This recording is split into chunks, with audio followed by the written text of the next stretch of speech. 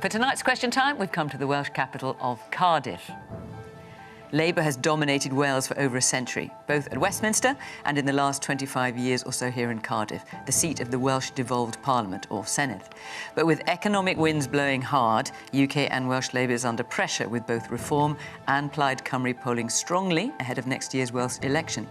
In the last few hours, our audience members have been arriving, and just like every other week, they reflect the range of opinion and recent voting record across the nation, which, of course, this week is Wales. And amidst those global tariffs and economic headwinds, they're asking, will we really be better off by the end of the decade, as Labour is promising? Welcome to Question Time in Cardiff.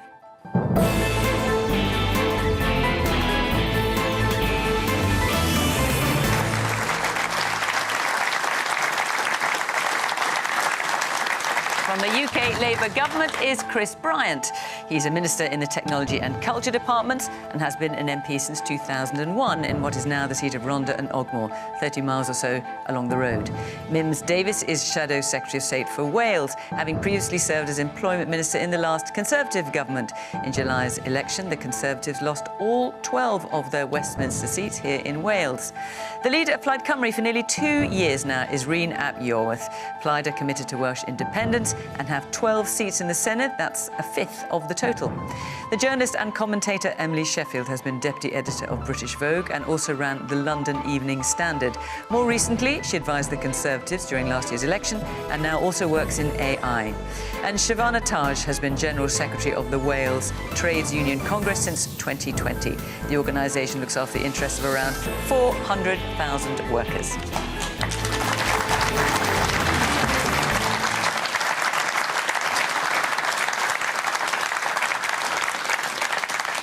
Good evening. Welcome to our panellists. Welcome to our audience here in Cardiff. Great to see you. And, of course, welcome to you at home. Let's get cracking, shall we? Let's not waste any time with our first question, which is from Dave Holmes. Who is Rachel Reeves trying to convince that we'll be £500 better off under Labour when energy, water and council tax prices are all going up? Right, so the government said after the spring statement, which is, a couple of weeks ago now, that people will be £500 a year better off by the end of the Parliament than they originally thought back in October at the time of the budget. So that is the claim from Labour. You sound very sceptical about that, Dave. Well, yeah. I don't think anybody I've know or speak to thinks they're better off at the moment. Or even that they will be better off, which is what they're claiming. Yeah. Chris? It's really tough for an awful lot of people. I'm the MP for the Rhun and Ogmore, and I know from my own constituency how many people have had, for instance, their latest bill from Devolution Cymru. They're shocked. They think it's an awful lot of money. They know, obviously, that we've had half the roads dug up in the Rhun over the last few months to sort out some of the sewage problems. And a couple of years ago, all of the Rhun Fawr and the Rhun Fach was dug up because they had to put in new water systems. So all of that investment has to be paid for somehow. But an awful lot of people are really struggling financially. It's tough. And there are some good things. I'm really glad that we were able to increase the minimum wage and the national the minimum wage for people across the country. That's 150,000 people in Wales with a bit of a pay rise. It's good that wages have been rising in the last few months ahead of inflation. But we need to make sure that government and all the bills that you get are really delivering value for people. We need to make sure that there's the financial support for people that who really need it. And incidentally, just about water bills, one of the things I've pointed out to quite a few of my constituents who've been worrying about it is that, in particular, if you're a single person living in a house on your own, you might be better off going to a water meter. And, of course, there are social tariffs available for mobile phones and for electricity companies and things like that, which we need to make sure that the support gets through to people. But, as I say, it is very tough for individual families. We need to get the economy on the road again. When we came into power last July, somebody said to me, and I thought it was quite an interesting point, that back in 1997, Labour came into power and all our public services were in a terrible state, but the economy was rising. In 2010, when we left office and the Tories came in, the economy was struggling because of the international shocks, but our public services were in a really good state. And last year, when we came to power, both the economy was in a really bad state and our public services were in a really bad state. And those are the two things that we've got to fix. Mims. Well, welcome to awful April under Labour, and people in Wales know exactly what it's like, and now having a UK government to boot. I'm afraid council tax is strangling people, gas and electricity up. Of course, business rates are through the roof in Wales. And of course, the growth that is so elusive to Labour has been halved, and the economy is flatlining. And of course, inflation was down to 2% on our watch. We were, of course, seeing the economy going in the right direction after some really tough times. And of course, Chris has reminded you all that, of course, it was back when, of course, we took over from clearing up Labour's mess back in 2010. Remember, there's no money left in the Treasury. Looks like we're heading in the same direction. Look, Rachel is in hot water. She did an awful budget last autumn. These are Labour's choices. We're not far off a year later. We've had pensioners freezing through the winter. We've had, 500,000 of them in Wales finding life really tough. And frankly, Chris, there were some serious non-answers there, and you've got 4 more years of this to come after 25 years of this under the Senedd in Cardiff. But you guys were in charge for 14 years. 14 years they were in charge. 14 years, what did we get? We got the economic shocks. We had Brexit that apparently was going to go really, really well. Bit of a botched deal there that, again, needs to be looked at. We've had, for about 200 years, we had not seen this level of an economic squeeze. And you get to sit there and dictate to the rest of us here, ordinary working people, that somehow, when the Tories were in charge, life was very different. I mean, honestly, it's like being in a car. It's like being in a car with a friend whose own car's broken down. They jump in with you and they say, "Oh, give us a ride." You're right. You're giving them a ride, and they say, "Oh, you know what? I don't like the way you're driving." I mean, honestly, I think that we really need to focus on the real issues here. People are feeling the squeeze.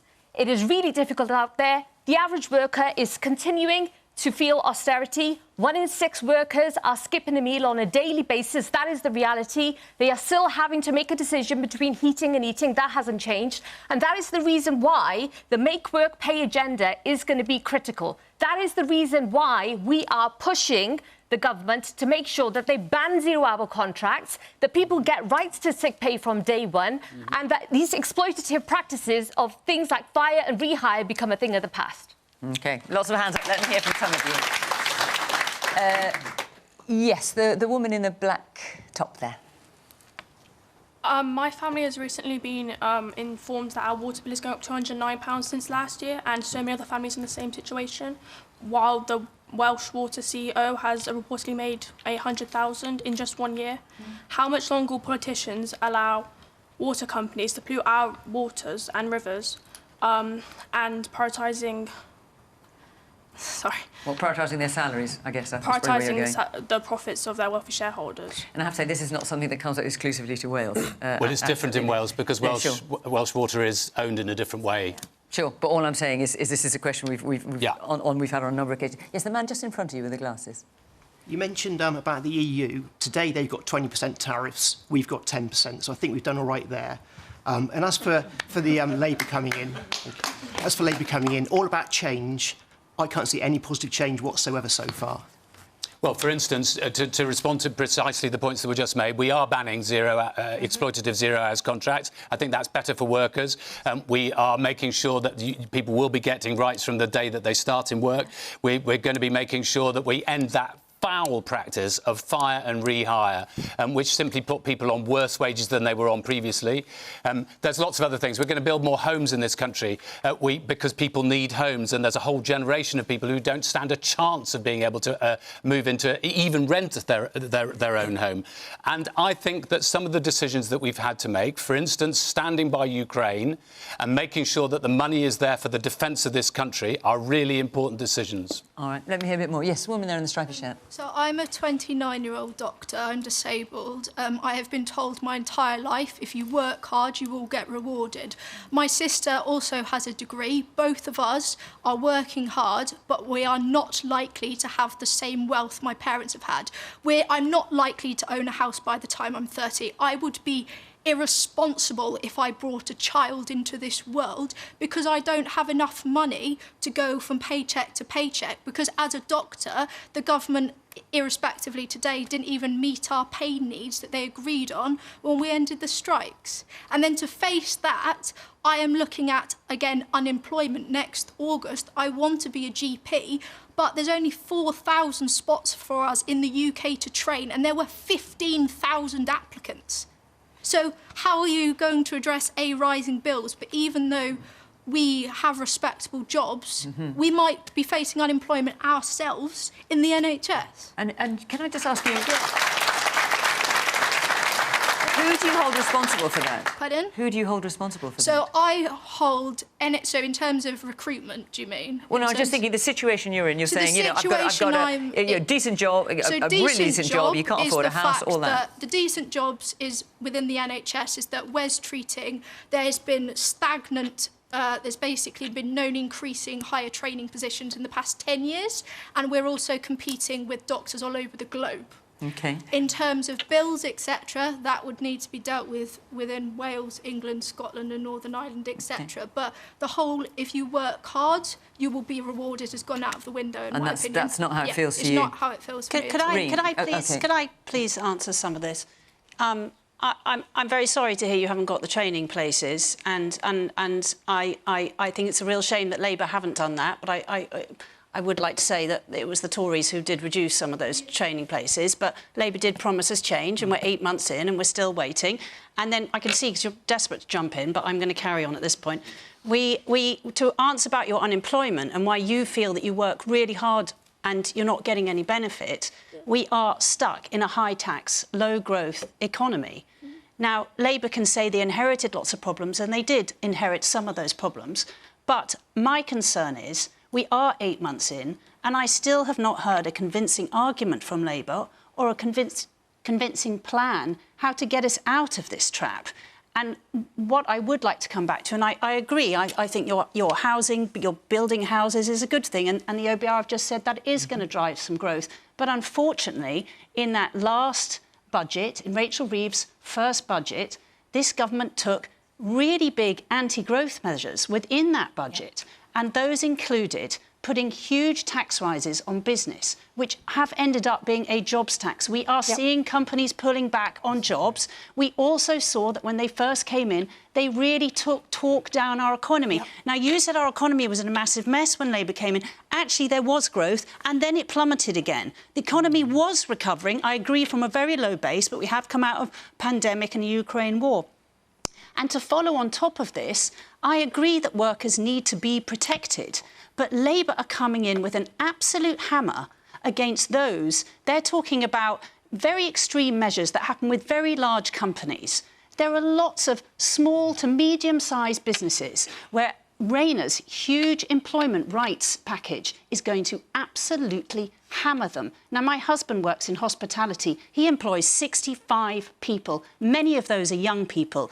And from this week, he is having to deal with a huge rise in NI costs. He's got to deal with a massively over-inflation minimum rise. He's got to pay 18-year-olds now the same as 21-year-olds. Now, we can all agree it's great that we're putting this extra money into 18-year-olds, but there are bosses at the end of the line who are having to pay for that. Labour's and the unions just completely think every single boss is a bad person. Well, they're not. I think that's very unfair. They are building companies that employ all of you. You might be out there building we need to have Chris, a conversation about wealth. That's what let me bring in Rhun, who's trying to get to. He's been very polite and waiting. Well, there we go. Back to the question. Who does Rachel Reeves think she's kidding? Of course, people won't feel better off. I've had that water bill up 30% as well, and I'll absorb that, but there are people that aren't going to be able to absorb that. But let's remember what we heard from Rachel Reeves only last week. Not only will people not feel £500 better off, but this Labour Chancellor chose to attack some of the most poor and most vulnerable people in our communities with a series of cuts to welfare. Now, I've sat here listening carefully to one Labour Member of Parliament and one budding Labour Senedd member protecting Labour's decisions around this. Now, when Labour were in opposition in the Senedd, they would attack, quite rightly, decisions taken by the Conservatives to cut the welfare state and to take the net away from people who needed that protection. Now, what do they do when they're in power? The Welsh First Minister, a Labour First Minister, said she reserved judgment on whether it was the right thing or not to do to take money and support away from the people who needed it most. How about having a Labour First Minister standing up for Wales and condemning the actions of the Labour UK government? That's what we need, and that's what standing up for Wales would look like. Fiona, hang on 1 second. Fiona, from a Plaid Cymru perspective, do you think the welfare bill is too large? And if you do, what do you think should be done about it? Listen, we should always be looking for ways of making the welfare system work effectively. But do you think the welfare bill needs to be smaller? I agree that we want to help people into work, but there are people that's a different point. Do you think the welfare bill should be smaller? That's what I'm asking. But let's ask this question. Well, no, I'm asking that question. Do you think the welfare bill should be smaller? What's your answer to that? Yes, absolutely, it should be smaller. So that means fewer people would get it. But let's turn it on its head. Why take the decision to take money out of the pockets of people who need that support, and which is going to damage our local economies, by the way, because every pound is pounds that are spent within local economies, rather than take other political options, which is, for example, to bring in a wealth tax, which is, for example, to equate the tax that's paid on earned and unearned income. Why press down on the people who are already under pressure, rather than ask those with a broad... But just to be clear, Rhun, since you mentioned welfare, you brought it up, and obviously, and a lot of people I know are thinking about it, you got a round of applause for that. You think the welfare bill should be smaller, therefore, if you had your way, some people would lose their welfare benefits. But strip it right back. I want Labour to take decisions around preventative spending in government in Wales now that would change life chances and make sure that people don't end up in poverty. Plaid Cymru this week has proposed a child direct payment as the most proven way of bringing children out of poverty, rather than set them on a track early in life to needing benefits. Labour has cut the preventative spend budget. This is a government in Wales, a Labour government, that is storing up problems for the future. But there is a job putting pressure on that welfare bill that we all would, of course, like to see being cut. There is a job creation moment happening right now in Wales, and you're all paying for it, because there's going to be 96 politicians in the Senedd. You've got another 36 coming, another £120 million a year, creating jobs for politicians, while this lady here, with her excellent training, is struggling to work. And Plaid have supported that. So it's saying one, doing another, and it's your pockets that they're picking. I believe in Wales, right? I believe in Wales.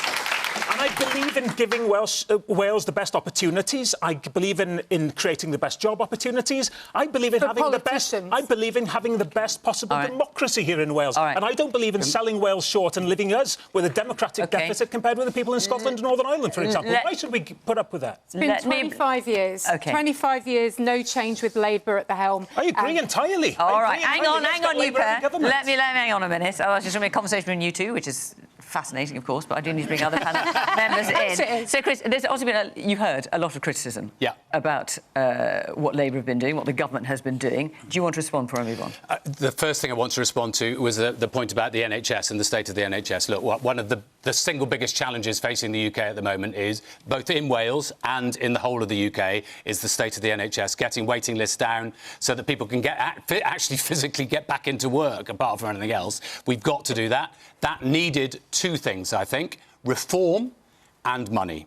So £22 billion extra. Everybody applauds the £22 billion extra, but nobody applauds where the money comes from. You can't have it both ways. We had to do the increase in the national insurance contributions, which is only paid by the largest companies. But you gave that money with no reforms. You front-loaded it, you handed it out, and you've given absolutely... There's been no reforms. So I'll just give you an instance of a reform, actually, where England is learning from Wales. a very simple thing in the NHS, which we did a few years ago in Wales, which is that when a GP reckons that you've got to go to a consultant, but you might need some kind of diagnostic test as well. In England, what has happened up until now is you've had to go to the consultant first, who then sends you to the diagnostic, and then you come back to the consultant. In Wales, we've been doing GPs being able to send you to the diagnostic. Saves time, saves money, better for everybody. We're now doing that in England. So we need that reform and that money. I just want to respond to one thing about welfare, because it's really important. Nobody is taking money away from people on PIP. This is a really important point, which I need to say, because a lot of people in my constituency are on PIP, one of the highest constituencies in the land. Nobody's going to be losing that. There will be more people on PIP in the next few years than there are now, but the number isn't going to be increasing at 1,000 every week. That's important. Rhun just said that he believes that the welfare bill should be smaller. I agree with that, because we need to get more people into work, and we've got to make sure that the support is there for those people who really need it. Can I people just be who clear are presently about on that? PIP. Just quickly. So just you said. Now, I just want to make sure I've got that. Yes. So no one who gets PIP, personal independence payments, now is going to lose it. Nobody. Yeah, they're changing the they're not going to lose it, but until their next reassessment. Of course they are. And then they might lose it. No, smoke and mirrors. Rhun, honestly, that 90% of people will not lose anything at all from their PIP. And the majority... I know there are people who are worrying that they're going to lose benefits in the next week or few. That is simply untrue. So the delay is people okay. will be getting... No, Rhun, don't behave like a child on this. It's really important that people are not irresponsible and scaremonger about it. The people who are presently in receipt of PIP will be getting their PIP support. We, in fact, are until increasing... the next assessment. Which might be in 2029. Actually, I just had somebody in my constituency office this week. And then they may lose it. They may in 2029, but their circumstances might have changed. But the other thing that we're doing is that we're saying that people who previously have not been properly assessed... it used to be 70% of people were assessed by somebody coming to see them. It's now only 1 in 10. You need a proper assessment so that people are able to get the support that they need, and that's what we're going to do. Like an assessment of how the welfare cuts are going to affect Wales, which hasn't even taken place before these cuts are brought in. All right. That's why. I'm going to stop this now, just this moment, because otherwise I won't have time to fit any of the other questions in. So let's pause it here. I have a feeling we will revisit welfare. I just want to say where we're going to be. This is our last show before Easter, so we're back on the 8th of May, and then we will be in Hull. So if you'd like to come be part of the audience and put your questions, go to the Question Time website, follow all the instructions there. If you live in Hull or around, we'd love to see you. OK, now, in case you're wondering, what is the big news story of the day? Are they going to tackle it? Yana, where are you? Off you go.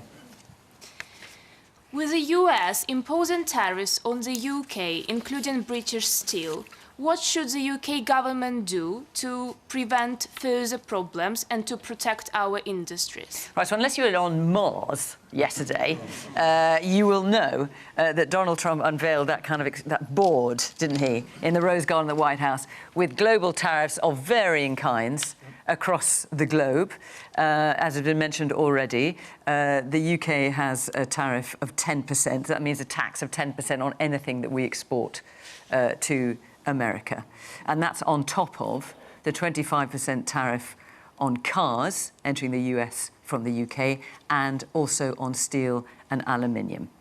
Mims, what should the government do to protect our industries, including British steel, and avoid more economic problems? Well, according to the Prime Minister this week at PMQs, it was be calm and pragmatic. But frankly, I think we would have liked to have seen them getting on the planes as soon as they came in July to pick up the skeleton deal that we had previously under the previous Trump administration. Of course, Biden hadn't wanted to carry on, and of course other matters came into play.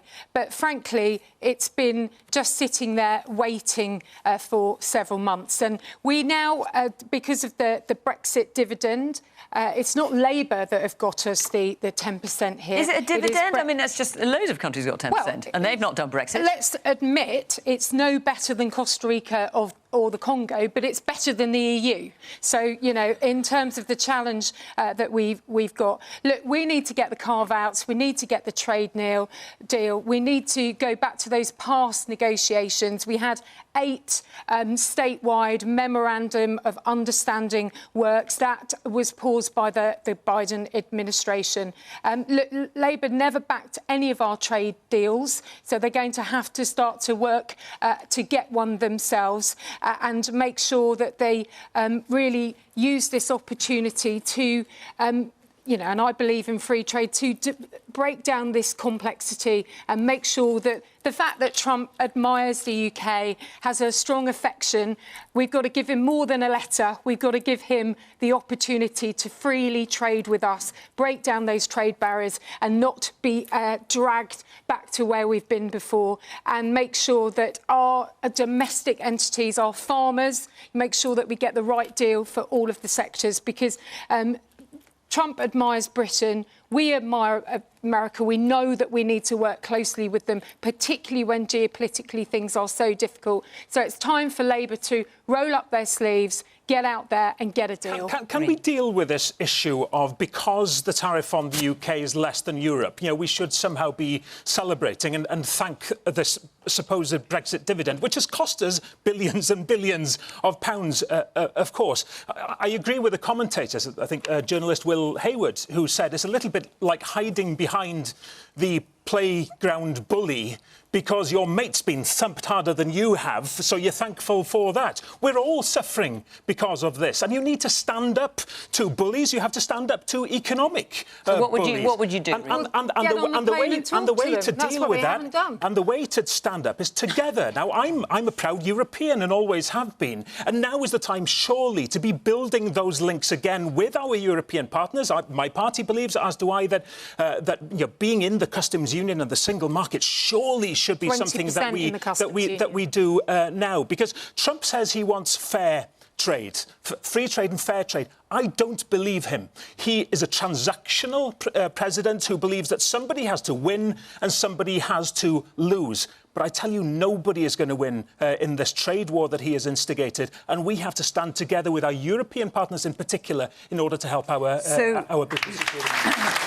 So that might include retaliatory tariffs. So us putting tariffs on American products, is that something you would support? The UK is very, very weak and isolated currently. Now, there's talk... No, but can I ask you, do you support that in principle? There's talk, perhaps, of a trade deal, which could be a way of keeping away. Do you support the idea of retaliatory tariffs, which is what some of the European countries are talking about?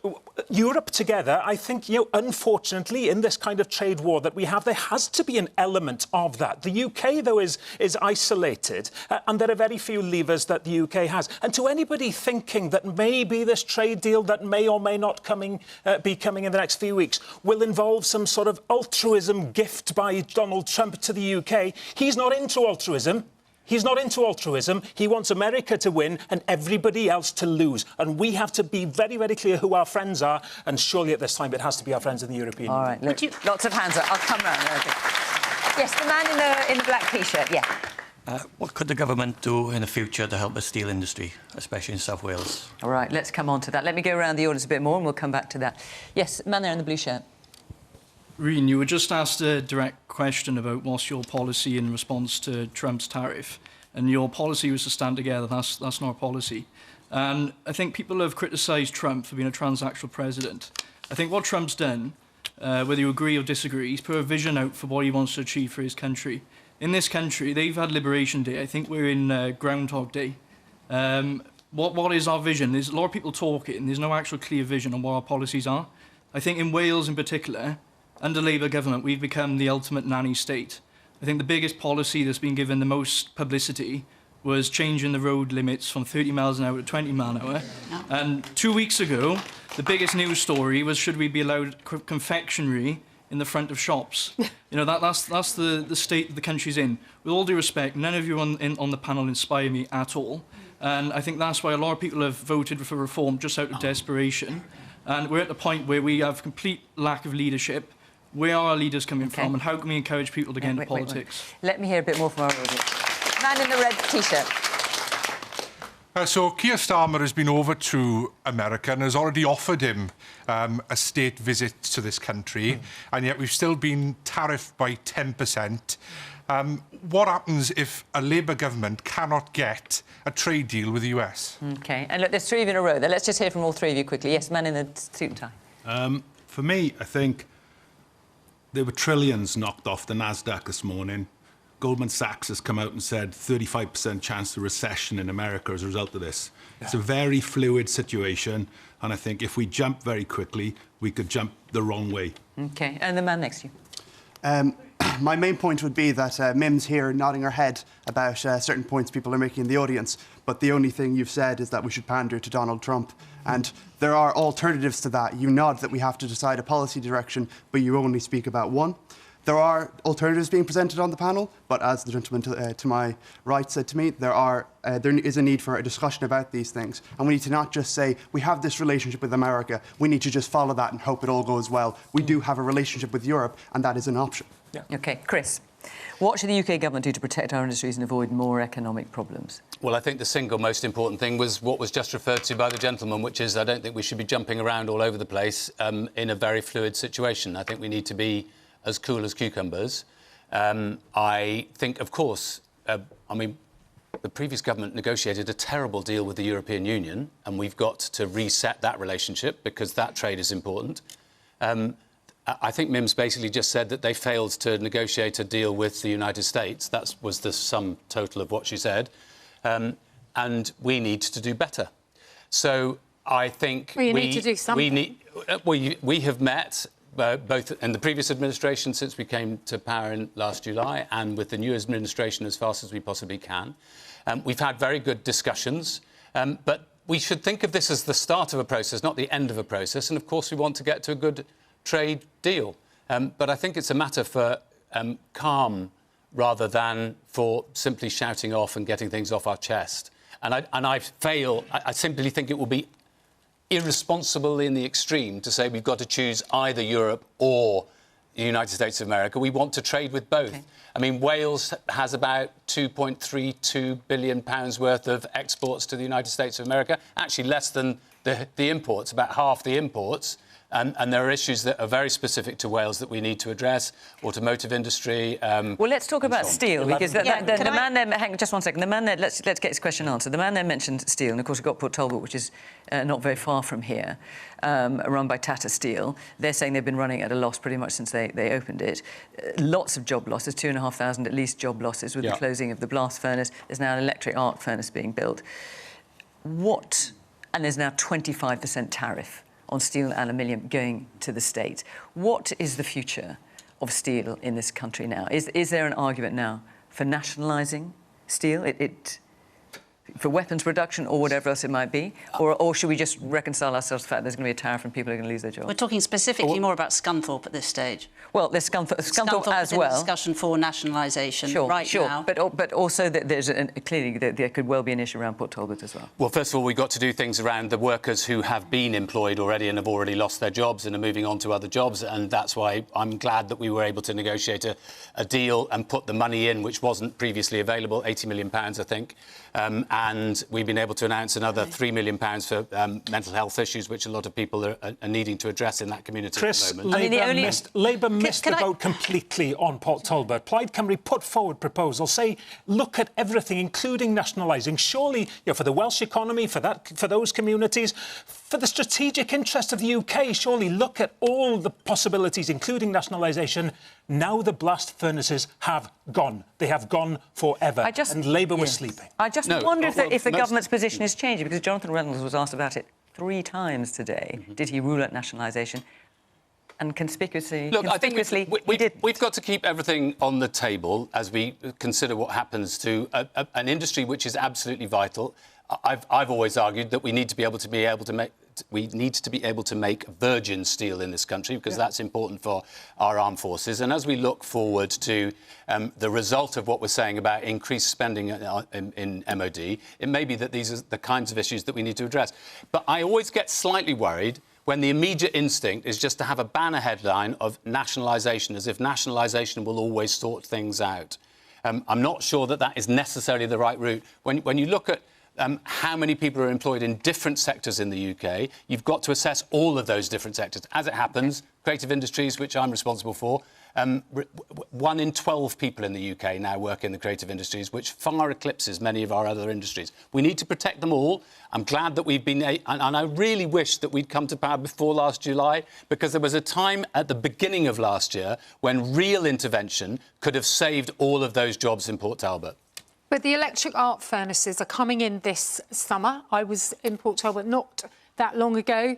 It's on its way. The new dawn is coming. There was a deal that Kemi, my boss, negotiated. Sorry, but the arc furnaces are not coming this summer. They're coming in about 5 years' time. The start of the build of them, and in the meantime, we are going to pour steel in from India and China. And we're about to close our last 2 blast furnaces in Scunthorpe. And we're talking about Trump and tariffs here. And they're all connected. And I'm going to play devil's advocate a bit here. What Trump is trying to do, and I don't agree with the way he's doing it, but believe you me, the tariffs on steel are not what has been wrecking our steel industry for the last 30 years. Trump is trying to boost onshoring.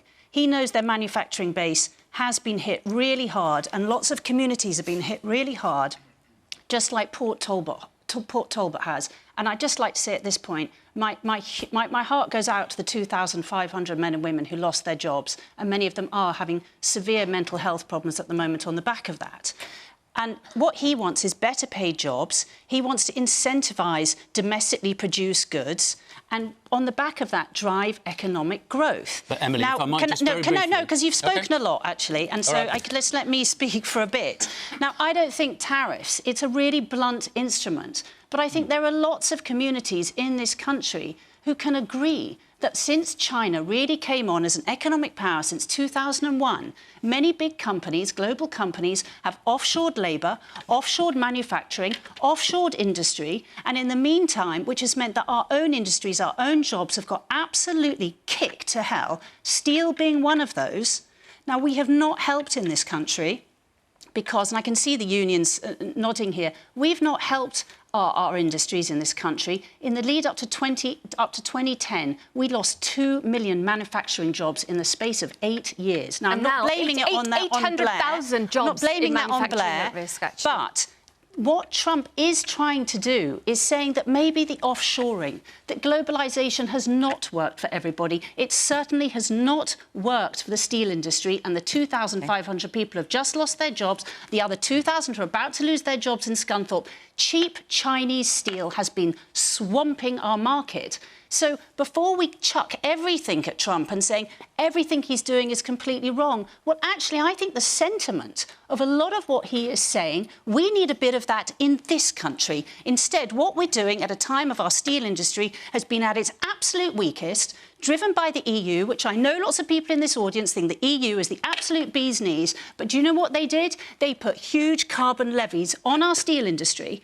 Scunthorpe, over the next 3 years, would have paid 450 million in carbon levies to the Treasury. Okay, let me bring Shavanah in. That is what is killing our industry. Shavanah, do you agree with anything that Emily is saying there? I mean, even if the UK doesn't like the tariffs imposed on us as a nation, Trump's got a point. Look, America first doesn't mean Britain first. That's not how this game is going to be played at all. It is important that we talk about the workers that have lost their jobs. We also need to think about the supply chains and all the local businesses as well that ultimately end up in a lose-lose situation. I think the UK has got a choice. We have got a choice because we can help some of those traditional industries transition. Or we can continue to lose jobs, ultimately. And we're talking, actually, when it comes to those manufacturing, high-carbon manufacturing jobs, we're talking about 800,000 jobs in that industry. So we need to be investing in decarbonisation. That's been so slow, it is unbelievable. We need to invest in UK manufacturing. We need to decarbonise. But ultimately, we also then have to remember, and I know the reformers mentioned earlier on, Nigel Farage was out campaigning for Trump. He said that his personal close relationship was somehow going to help us out. Well, it hasn't worked so far. He also said well, the Tegos he would claim that deal if he wasn't was in gonna happen. government, it would help. I mean, you know, he's not here to answer that. That, I'm sure, is But what we he are would still say. we're reliant on, you know, importing foreign imports and really relying on that to create jobs. I think it's time for us to be proud as a nation. And we need to be proud as Britain. But all right, hang on. Today, £20 million was put into Cardiff Airport. It's going to be up to 205 million in terms of supporting that airport and the jobs that go with it. So it's really important for taxpayers in the audience and wider to know that Labour will act when it suits them. And we did huge amounts of work to support Port Talbot. The Prime Minister was asked about it this week. I don't have a clear answer. Okay, literally one sentence, Chris, or I won't fit the next question in. The failing of tariffs is shown that when America insisted on tariffs on steel in the past, the number of people employed in steel in America went down. All right, well done. One sentence, brilliant. Grammatically correct. I salute you for that. OK, let's take another question. Susanna Thomas, where are you sitting? Oh, there you are. Devolution was supposed to deliver better outcomes for the people of Wales, but the reality is the performances in health, education and the economy are some of the worst in Europe. Why does the panel think this is, and how can this be rectified? Rhun, do you want to kick us off with this one? Absolutely. Devolution is just what devolution is. It's about giving people in Wales a say over their own future. We're 26 years in. We've had one party leading Welsh government for 26 years. What needs to happen now, at the very least, is that we have a refresh. We have an election next year. And it's not healthy at the most fundamental of levels to have a party in charge that runs out of ideas, that runs out of energy, that fails to renew itself, tries to find different outcomes by doing the same thing time and time again. So the issue is not devolution, it's the fact that it's been Labour all this time. Devolution has become more and more supported by every poll over the years. Came in on a knife edge in 1997 in the referendum. But by now, by 2011, the second referendum, 2-1 in favour of more powers. We now have a parliament that has tools, but we have a government in Labour that's run out of ideas. Plaid Cymru's putting forward a fresh vision for a fresh start, a reset, and that's what I'm asking people to vote for in May next year. Susanna, where are you? There you are. Can I just ask you, I'm assuming that you think devolution hasn't worked. That's why you phrased the question in that way. Well, I don't think it's worked, because obviously you should have that. We should all deserve as taxpayers value for money. Yeah. So we should have the better outcomes that we're promised by being able to make more local decisions and the better knowledge. So why has it gone wrong? I'd like, what is the reason? Let me take a few. I'm going to come around the panel. There's lots of hands have just shot up. Man at the back wearing a black top. Yeah, I noticed that Rhun said that the electorate are included since devolution. When was the electorate included? When the Senate voted for 20 is plenty. When was the electorate You're talking included, about the speed limit on the roads, yeah. Included when the Senate banged greyhound racing. Where was the consultations then? This lady here was asking, why aren't we better off? One of the possible reasons is the people in the Senate should start looking inwardly. They are deciding the future of millions of Welsh people. They're not asking them how you want your future to go. They're telling them how it's going to go. Bravo. All right. Man here in the blue shirt. Can I just ask a very simple question? It doesn't matter who answers. Do we have a shortage of teachers and GPs and nurses, key workers? We do. Yeah. So why do we need 36 more members of the Senate?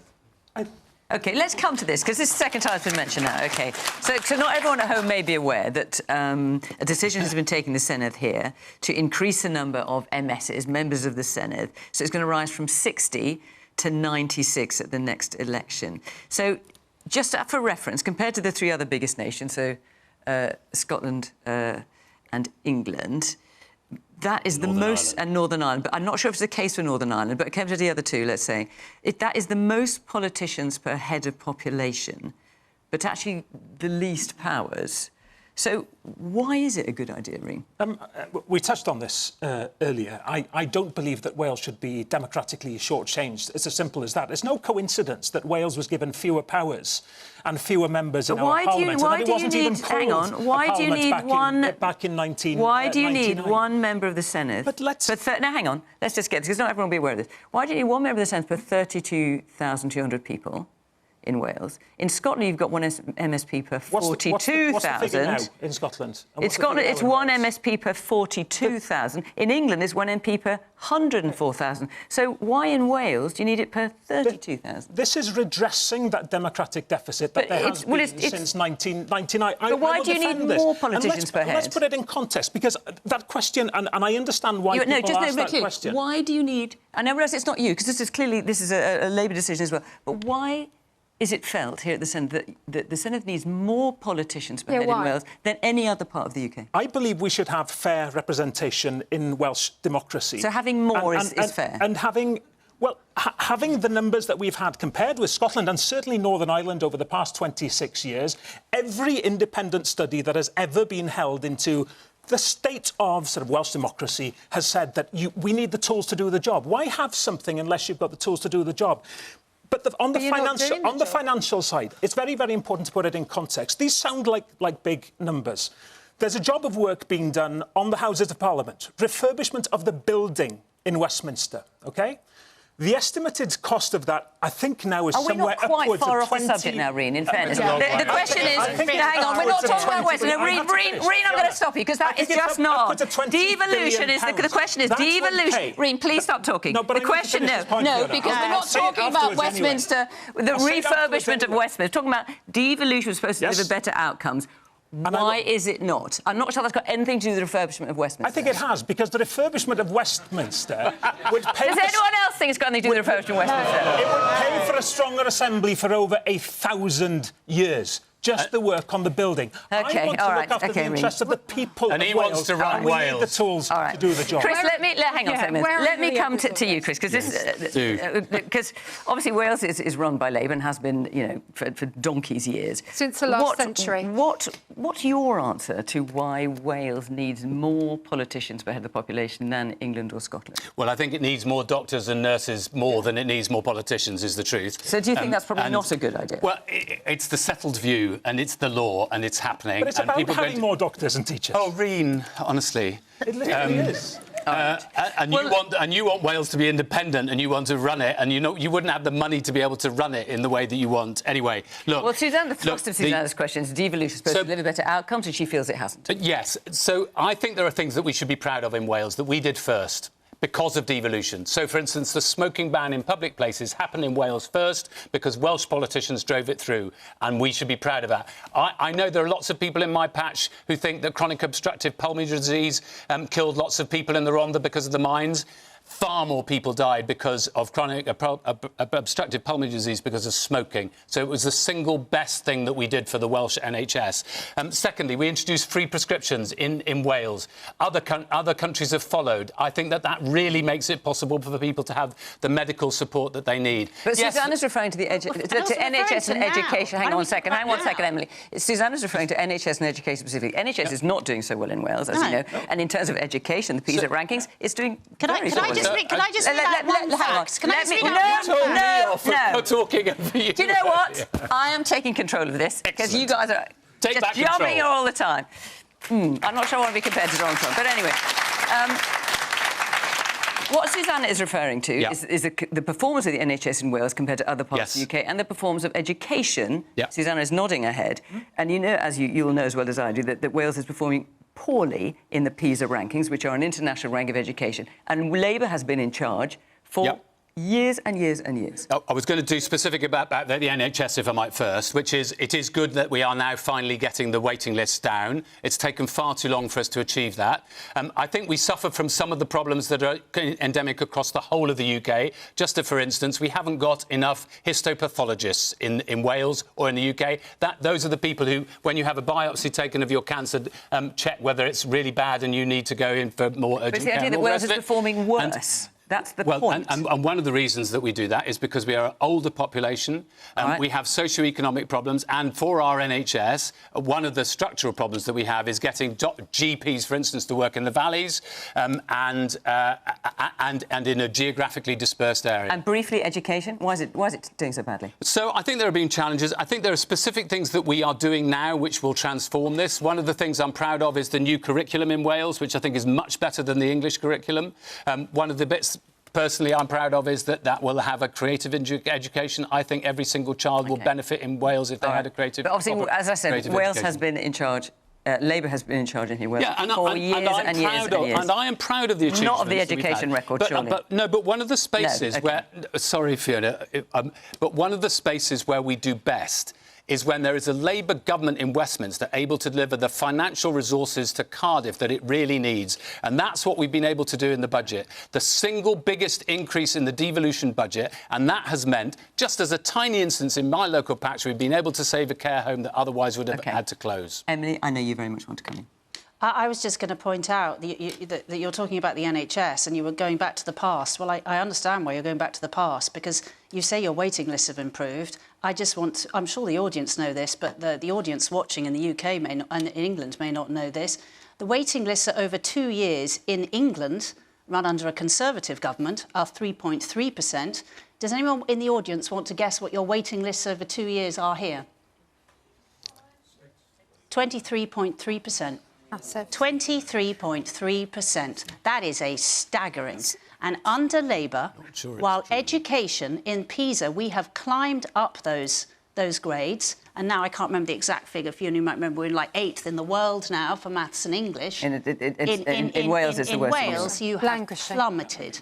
Absolutely plummeted. So it does not surprise me that a Labour minister is sitting here trying to talk up what happened in the past, because you have got nothing positive to say about the present. I'm talking about now. All right, let's hear it. I'm going to come to you. One at the back in the glasses. Hi. I think one of the things I want to point out on devolution here is a lie that we've just heard from the panel tonight. So Chris has said that we do diagnostic measures for anybody who needs them. Can you please tell me why my mum has just passed away from cancer being refused an MRI at the GP level because she has been told categorically that GPs are not allowed to do MRIs? If they had diagnosed her in the 18 months she was back and forth the doctors with IBS symptoms, rather than being told it was IBS at the age of 60, she would still be here. When we went to see the consultant, he said, "Why are you here without an MRI?" He also said nobody over the age of 40 should be diagnosed with the symptoms that she had with IBS. They should be scanned. So you have just said that we are pioneering and England are learning from us. I've just lost my mum because of that pioneering that's supposed to be happening. It's not happening. I'm an endometriosis sufferer. I've been refused MRIs, CT scans. I have to wait for over 2 years on a waiting list to actually get my scans. So what you said is factually inaccurate, because my GP and my mum's GP have both categorically said we cannot order these diagnostic tests. You have to wait. Chris, how do you answer that? Well, I'm really sorry that you've had that experience, obviously, and my profound condolences to you. And if you want to follow up the conversation after the programme, I'm happy to take your details to see what there is that I can do to help. My understanding is that what happened to you is wrong under the system, not just morally and offensively wrong and a failure of the system, but a failure of what should have actually happened. All right. We will make sure that you two can talk afterwards. Shavanah? Oh, it's a big sigh. It is, because the truth of the matter is, has devolution worked? Is everything the way that we would like it to? Not yet. I do think that we do have to go back to the fact that the Barnett formula doesn't work. It's broken. That's for those who aren't familiar with the Barnett formula. That's the money that's allocated from the UK also, government. You know, from a TUC perspective, we've always had a very clear position that it should be needs-based. So the amount of money that we get, given all of the issues that we have, some of them are long-standing, and they are because of the industries that we had here in Wales from the past, but also currently as well. I do think that when I talk to teachers, when I talk to doctors, when I talk to people on the front line, I'll be honest with you, a lot of them are exhausted, they're tired, they continued working during the pandemic. They feel like all of a sudden, particularly for school staff, they find themselves in a position where, you know, their responsibilities are, you know, getting bigger on a daily basis. So all of a sudden, they become the school nurse, they become the school counsellor. But you could make that case across the entire United Kingdom. Well, and the question is about devolution. But in terms of devolution, all of those things do exist. But the one thing I will say is this, and that is the difference that I know as a trade unionist is that we have a kind of government, we have a Welsh way of working. So when we have a problem, we sit around the table together. That's employers, that's trade unions, and that's government. We have got a Future Generations and Wellbeing Act. We've got the social partnership and procurement legislation. We're now going to be moving to a position of hopefully getting that make work pay agenda across the line as well. I think that, you know, and even when we look at AI and transformation, for example, in Wales, we have struck an agreement with government about how we can ethically introduce AI and transformation. And in the NHS itself, there is a partnership board that is looking at that. That's going to be... All of those things are happening. I'm not saying things are perfect. We've got a long way to go, but we are somewhere better. Mims, devolution was supposed to deliver better outcomes, and Susanna's listed outcomes where it hasn't. Why is this? How can it be rectified? Yeah, we've spoken about education, our youngsters languishing as they go into secondary school, functionally illiterate, and I'm so sorry to hear about the lady at the back story, and my condolences to her. The truth is, everybody knows somebody who's waiting in pain in Wales. And sadly, they're losing people. And the politicians are not prepared to even look at the scandals. The Betsy Cadwallader, for example, they're not prepared to look at the grooming gang scandals. If you're not prepared to look at what's bothering people and affecting their lives, then you're out of touch. And it doesn't matter if you have another 30 plus more politicians. We as the Conservatives would repeal those extra 60 politicians. They are perfectly able, though, to have a look at deconstructing a Welsh cake, and people are very happy to pay for that as well. It's completely the wrong policies. This was a piece of funding to look at the roots of the Welsh cake. There's money for that, but there isn't for grooming gang inquiries, and there isn't for fixing the NHS. A couple of hundred people are waiting over 2 years in England. The Labour government was prepared to go in and make changes, but it has devolved and forgotten. Since 1999, the Labour government have run the NHS in Wales, run it into the ground, and I'm afraid in a year's time, if people vote the same way, it will be the same experience. I think it's an absolute outrage, Mims, for you to talk about running the NHS into the ground when that's precisely what you did. Yeah. You inherited the NHS in 2010 in an extraordinarily strong place across the whole of the United Kingdom, and by the time you'd finished with it, and you were a health minister yourself, you'd starved it of funding. You'd got it to the place where it had the worst reception, the worst support anywhere in the country. You failed the NHS. You ended up with a £7 million with a 7 million people backlog, and you simply refused to put the money or the reform into it because you didn't believe in it. And you don't even want to look at people's experiences. OK. Well, let's look at people's... We've got about a minute left. A woman there with the blonde hair and the black top. Yes. Hiya, thank you.